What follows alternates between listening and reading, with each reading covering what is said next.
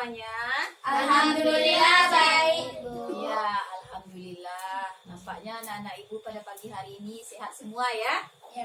Kita dipertemukan oleh Allah kembali dalam keadaan sehat walafiat. Ya. Baiklah anak-anak ibu ya, sebelum kita belajar ibu absen terlebih dahulu ya. Nanti yang ibu panggil namanya tolong dijawab ya nak ya.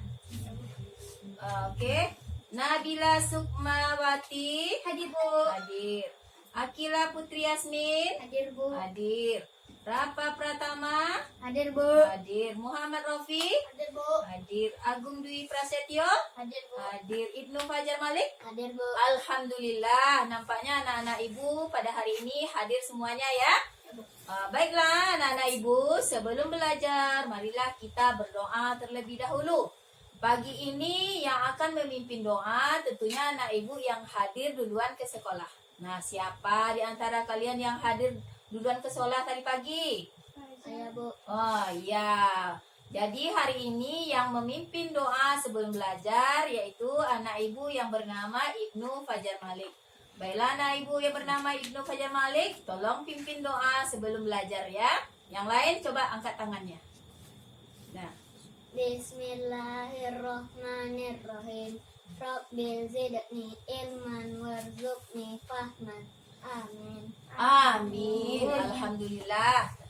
Ibnu Fajar sudah membacakan doa sebelum belajar. Anak-anak ibu lain, yang lain apa tidak kepingin memimpin doa? Kepingin kan? Kepingin, semuanya kepingin memimpin doa supaya dapat memimpin doa. Besok pagi anak-anak ibu datangnya lebih awal. Jangan terlambat Jangan terlambat lagi datang ke sekolah. Kita belajar disiplin. Banyak kegunaan disiplin ini. Pertama, kalau disiplin dalam belajar akan menjadikan diri kita pandai. Apa enggak kepingin anak-anak ibu pandai? Ingin. Ya, seperti kata pepatah, rajin pangkal pandai, malas pangkal bodoh. Kita harus belajar disiplin waktu, disiplin dalam belajar agar kita menjadi anak yang pandai. Yang kedua, anak yang disiplin ini pasti dia akan siap dalam segala hal. Ketika ada ulangan mendadak, pasti anak ini siap menjawab pertanyaan-pertanyaan ujian itu kan? Kenapa? Karena dia setiap hari sudah mengatur jadwal belajarnya. Sehingga ketika ujian mendadak, pasti dia dapat menjawabnya. Itu keuntungan anak yang disiplin itu. Kemudian anak yang disiplin ini pasti punya rasa percaya diri. Jadi nggak ragu-ragu ketika ujian. Ini jawabannya. Udah bisa menjawabnya ya Rafa? Jadi itu keuntungannya. Yang paling lagi keuntungannya itu disayang oleh bapak dan ibu guru. Apakah anak-anak ibu tak ingin disayang oleh bapak dan ibu guru? Ingin kan? Jadi mulai besok anak-anak ibu yang suka datang terlambat ke sekolah, tolong disiplin waktunya ya nak ya, agar kita tepat waktu dalam datang ke sekolah, dalam belajar. Nah itu ya anak-anak ya. Nah, baiklah, sekarang kita lanjut untuk literasi. Nah, literasi di sini kita membaca buku. Nah, di sini Ibu akan membagikan beberapa buah buku pada kalian. Nah, tolong dibaca dulu ya. Nih bukunya.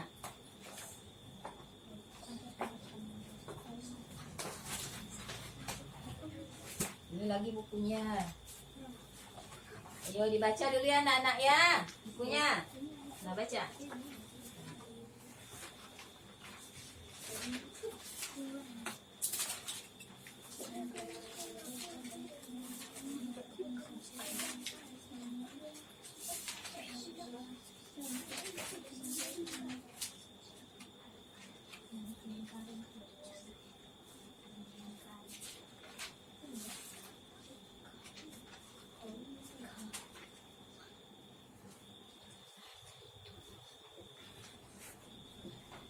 Udah dibaca bukunya anak-anak? Udah. Ya. Nah sekarang ibu mau tanya dulu. Coba Rofi, apa isi judul bukunya? Cerita dongeng. Dongeng tentang apa itu Rofi? Kancil. Kancil. Udah pernah buku itu dibaca sebelumnya? Oh, sudah. Ya, bagus. Jawaban Rofi ya. Berarti Rofi hari ini membaca cerita dongeng tentang si kancil. Nah, untuk apa kita membaca buku literasi itu? Untuk meningkatkan pemahaman kita ya tentang membaca. Jadi kita harus banyak membaca supaya lebih paham dengan dengan buku yang kita baca itu. Jadi rajin membaca kita ya nak ya. Nah, membantu pemahaman kita. Jadi kita harus banyak-banyak membaca buku. Nah, baiklah anak-anak ibu ya, sebelum kita masuk kepada materi pelajaran kita, coba kita tepuk tangan tadi. Tepuk tangan anak soleh ya. Nah, coba sama-sama. Anak soleh. Aku anak soleh, rajin sholat dan mengaji. Orang tua dihormati, cinta Islam sampai mati. La ilaha illallah Muhammadar Rasulullah. Aku anak soleh. Yes. Alhamdulillah, anak-anak ibu semangat semuanya pada hari ini untuk belajar pendidikan agama Islam. Baiklah anak-anak ibu, ya sekarang kita masuk pada materi pendidikan agama Islam kelas 4 ya dengan materi beriman kepada Allah dan Rasulnya. Materi yang kita akan pelajari tentang beriman kepada Allah melalui ciptaannya. Nah, tujuan pembelajaran kita pada hari ini pertama diharapkan anak ibu ya menjelaskan arti iman kepada Allah, dapat menjelaskan arti iman kepada Allah. Yang kedua, dapat menyebutkan ciptaan Allah yang ada di sekitar rumah dan sekolah.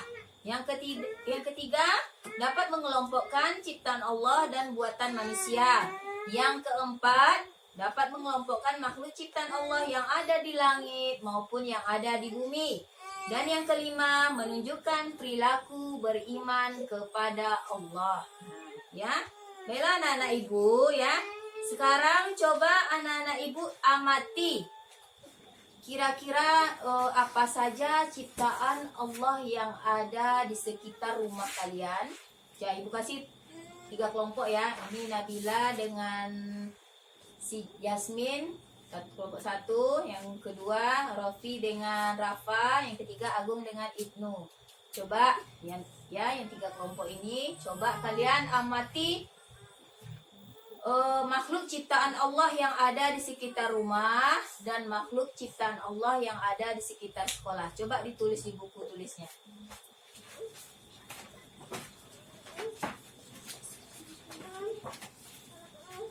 Ya, ibu kasih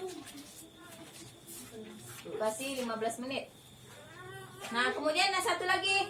Coba amati, coba anak-anak ibu sebentar. Coba kalian amati ini tulisan ayat kedua dari surat Al-Fatihah ini. Ini apa bunyinya? Alhamdulillahirabbil alamin. Apa maksud dari ayat ini? Segala puji Ya, coba ditulis di buku tulisnya ya. Nanti kita presentasikan. Kalian Fajar, coba tulis. Semuanya nulis ya. Coba makhluk ciptaan Allah yang ada di sekitar rumah apa saja? Makhluk ciptaan Allah di sekitar sekolah apa saja? Maksud dari ayat kedua surah Al-Fatihah apa saja?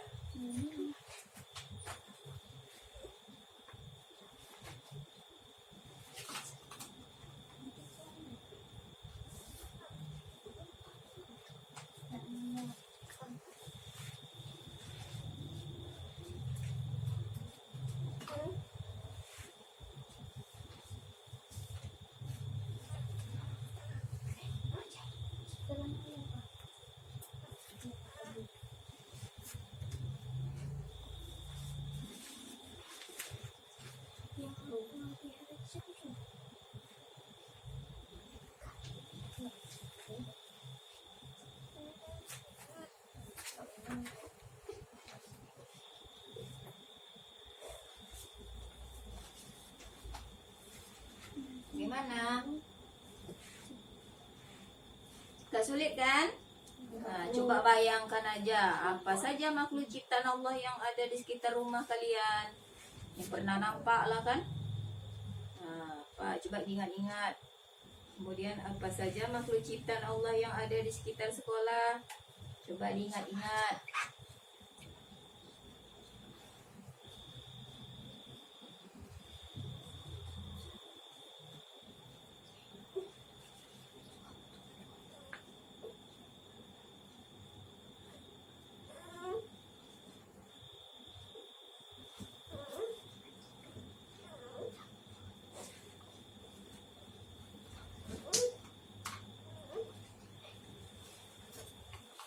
Udah siap anak-anak ibu?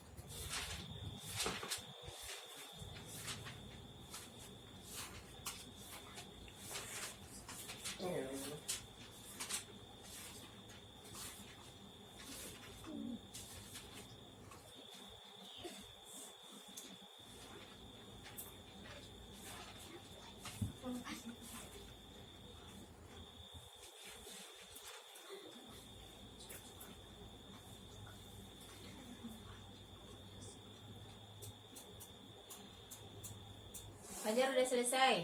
Udah, Bu. Udah. Rofi? Udah, Bu. Udah. Rafa? Udah Rafa? Udah.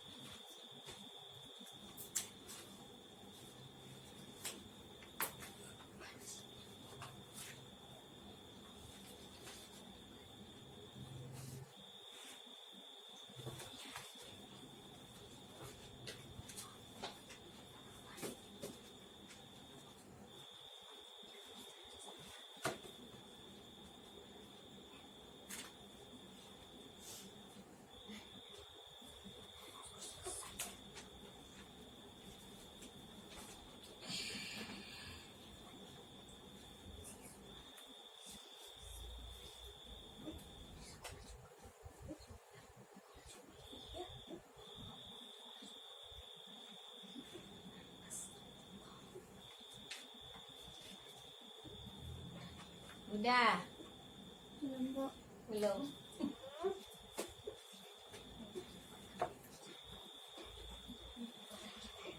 Udah, Bu. Udah semuanya kan? Nah, baiklah. Dan kalau udah selesai nanti kita presentasikan ya, masing-masing kelompok akan membacakan hasil pengamatannya. Baiklah anak-anak ibu, sekarang ibu akan menjelaskan tentang iman kepada Allah. Nah, sekarang coba perhatikan dulu ya. Coba perhatikan semuanya ke depan. Coba ditaruh dulu alat pensil, alat tulisnya nak, ya. Kita dengarkan dulu penjelasan dari ibu. Nah, baiklah. Seorang sahabat pernah bertanya kepada Rasulullah Shallallahu Alaihi Wasallam, ya Rasulullah, apakah arti iman itu? Rasulullah menjawab, iman artinya percaya. Percaya kepada Allah Subhanahu wa Ta'ala. Yakin dan percaya bahwa Allah lah Tuhan yang wajib kita sembah. Nah, Jadi anak-anak ibu ya, iman artinya apa? Percaya. Dulu waktu kelas 1 anak-anak ibu pernah enggak mendengar rukun iman? Pernah. Berapa rukun iman itu sayang? 6. Coba Rafa sebutkan rukun iman yang pertama. Lupa. Coba Rofi. Lupa juga. Si Nabila? Iman kepada Allah. Iman kepada Allah. Yang kedua? Iman kepada kita. Kepada yang kedua iman kepada malaikat. Yang ketiga iman kepada kitab. Yang keempat iman kepada Rasul. Yang kelima iman kepada hari kiamat. Dan yang keenam iman kepada qada dan qadar. Nah, sekarang yang kita pelajari tentang beriman kepada Allah. Nah, jadi iman tadi apa artinya sayang? Percaya, yakin dalam hati ya. Percaya, yakin dalam hati kita bahwa Allah lah Tuhan yang wajib kita sembah. Yakin dalam hati, kemudian kita ucapkan dengan lisan kita, kemudian kita lakukan dengan perbuatan. Nah, itu yang namanya artinya iman. Iman artinya percaya. Nah, jadi anak-anak ya, dengan keyakinan kita kepada Allah Subhanahu wa taala, kita yakin Allah itu ada. Melalui apa? Melalui ciptaannya. Nah, tadi ibu menyuruh kalian untuk mengamati ciptaan Allah yang ada di lingkungan rumah kita, ya kan? Nah, sekarang ibu kasih contoh. Nah, ini apa yang kalian tengok ini? Lalat. Lalat ini ada di sekitar mana? Rumah. Nah, ini makhluk ciptaan Allah yang ada di sekitar rumah kita. Iya. Kemudian ini apa? Ayam ini di mana kita jumpai? Di Di rumah ada, di sekitar sekolah juga ada. Ini nampak kan berkeliaran ayam kan? Ini makhluk ciptaan Allah yang ada di sekitar rumah dan juga ada di sekitar sekolah. Kemudian ini apa? Nyamuk. Nyamuk ini apa, Nak? Makhluk ciptaan Allah yang ada di mana? Ada di rumah dan ada di sekolah kita. Kemudian ini apa? Kucing. Ada kucing di rumah? Ada. Ini juga makhluk ciptaan Allah yang ada di sekitar rumah kita. Kemudian ini apa ini anak-anak? Ini tumbuh-tumbuhan, bunga ya. Ya, ini ada di sekitar rumah kita ya. Kemudian ada juga di sekitar sekolah. Kemudian ini apa lagi sayang? Rumput. Rumput ini juga ada di sekitar rumah kita dan ada juga di sekitar sekolah. Nah, yang terakhir ini apa? Ini manusia. Manusia ini juga ada di sekitar kita sekarang ini. Ada juga di sekitar sekolah, di mana-mana ada. Nah, semua ini yang ibu kasih contoh tadi itu adalah ciptaan Allah. Tidak mungkin makhluk itu terjadi dengan sendirinya.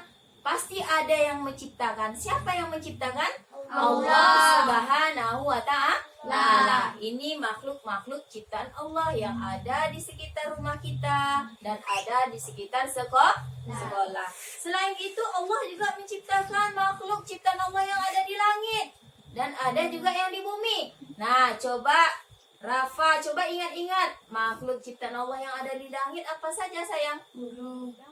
Wah, burung itu sekitar di langit atau di mana? Ayo. Yang ada di langit tiap pagi dia bersinar menyinari bumi. Matahari. Siapa yang ciptakan matahari? Allah Subhanahu wa ta'ala. Selain matahari apa? Bulan. Bulan itu menyinarinya kapan? Malam hari ini ya. Ini contoh matahari. Matahari ini siapa yang ciptakan? Allah Subhanahu wa ta'ala. Tak mungkin matahari ini terjadi dengan sendirinya kan?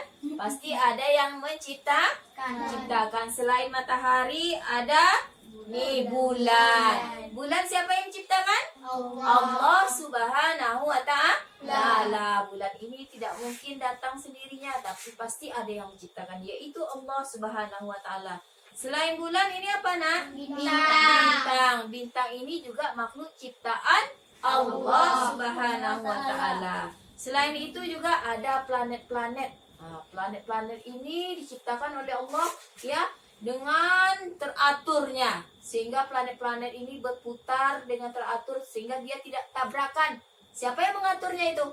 Allah Subhanahu wa Ta'ala. Jadi makhluk ciptaan Allah itu banyak sekali. Tidak dapat kita menghitungnya satu persatu. Nah, begitulah Allah itu maha kuasa. Nah, selain itu makhluk ciptaan Allah yang ada di bumi. Nah, contohnya berbagai macam hewan. Siapa yang ciptakan ini? Allah Subhanahu wa Ta'ala. Ya, dia hewan ini tidak terjadi dengan sendirinya. Pasti ada yang ciptakan. Selain itu, ini apa namanya, Nak? Ini laut. Ya, laut yang begitu indah. Siapa yang menciptakan itu? Allah Subhanahu wa Ta'ala. Selain laut ada gunung. Gunung ini siapa yang menciptakan? Allah Subhanahu wa Ta'ala. Selain gunung ada manusia. Semua adalah ciptaan Allah. Begitu maha kuasanya Allah. Nah, semua ini tidak terjadi dengan sendirinya. Ini adalah bukti Allah itu ada. Nah, jadi coba anak-anak ibu, hasil kerjanya tadi siapa yang bisa mempresentasikan ke depan? Ayo. Coba Fajar dulu. Nah, Fajar bacakan. Apa saja tadi itu yang dibuat? Coba, baiklah. Saya akan bacakan. Baiklah ya. Baiklah teman-teman. Baiklah teman-teman, saya akan Presentasikan hasil pengamatan saya tentang makhluk Allah yang ada di sekitar rumah. Coba sebutkan apa saja itu. Cicak, lalat, nyamuk, ayam, kucing, ayah, ibu, nenek, dan kakek. Iya, bagus. Coba tepuk tangan saya. Coba kelompok mana lagi yang bisa mempresentasikannya? Coba Nabila. Makhluk ciptaan Allah yang ada di sekitar sekolah. Pohon, bunga, semut, siswa, ibu dan bapak guru, tahu buku, dan nyamuk. Iya, bagus. Coba tepuk tangan. Ya, ini anak-anak pintar ya. Sekarang kelompok 3. Coba Rofi. Apa saja? Makhluk ciptaan Allah di rumah boleh, di sekolah boleh. Ayam, cicak, kupu-kupu, kucing, kecoa, tikus, nyamuk, lalat, ulat. Itu makhluk ciptaan yang di mana? Di rumah. Di rumah. Iya, bagus. Tepuk tangan. Nah, ini anak-anak ibu yang pintar ya. Berarti anak-anak ibu sudah bisa mengerti tentang makhluk ciptaan Allah yang ada di lingkungan rumah dan juga yang di lingkungan sekolah. Tentang surat Al-Fatihah ayat kedua tadi itu tentang apa itu? Segala puji bagi Allah. Tentang Allah Maha Pencipta. Berarti alam semesta ini adalah ciptaan Allah. Itu buktinya bahwa Allah itu Maha Pencipta. Nah, jadi anak-anak ibu ya, kita sebagai orang yang beriman, ya sebagai orang Muslim yang beriman, kita wajib percaya kepada Allah. Nah, kemudian karena keyakinan kita, karena keimanan kita kepada Allah, ya kita wajib mengerjakan semua perintah Allah dan meninggalkan larangannya. Jadi kita sebagai seorang yang beriman, yang percaya kepada Allah, karena kepercayaan kita, karena keyakinan kita kepada Allah, ya kita yakin di dalam hati bahwa Allah itu Tuhan yang wajib kita sembah, ya. Kemudian kita lakukan dengan perbuatan. Apa perbuatannya? Karena keyakinan kita tadi, mengerjakan semua perintah Allah dan meninggalkan larangannya. Sudah mengerti anak-anak ibu semuanya? Sudah. Nah, nanti di rumah jangan lupa mengulang-ulangi pelajaran kembali agar anak-anak ibu lebih paham lagi apa pelajaran kita pada hari ini. Demikianlah pagi hari ini. Lebih dan kurang ibu mohon maaf. Penutup. Fajar. Bismillahirrahmanirrahim. Subhanakallahumma wa bihamdika asyhadu an la ilaha illa anta astaghfiruka wa atubu ilaik. Amin. Amin.